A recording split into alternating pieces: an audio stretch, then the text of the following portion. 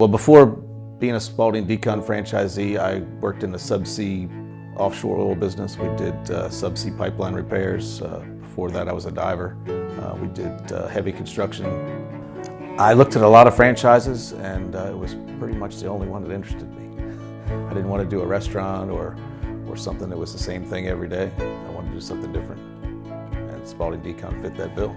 The training's been pretty extensive. It's just, it's only 2 weeks, so there's a lot of stuff to cover, but I feel like it's given me a great advantage in the marketplace. Like today we're doing marketing.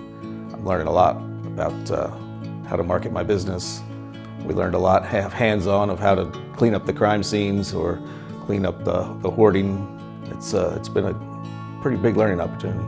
The second job really solidified it for me that I could make it doing this. I was kind of worried of how bad the scenes were going to be, or how bad it was going to smell, or if I was going to get sick, or if I was not going to get sick, or how long it would take me. And the second one was a pretty bad scene. It'd been there a while. There was a lot of matter on the floor. I actually found a scalp on the floor. Kind of dry heaved at that one just for a minute, but I was okay after that.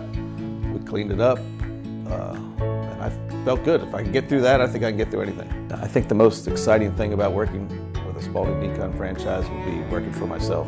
It's up to me to make it or break it. You know, the future's all up to me. I've got a little more training I have to do before I get open, and I've got to stock my warehouse, get everything set up the way I want to, interview some employees, but I'm looking forward to it all. My name is Chris, and I'm representing the Spaulding Decon Galveston franchise.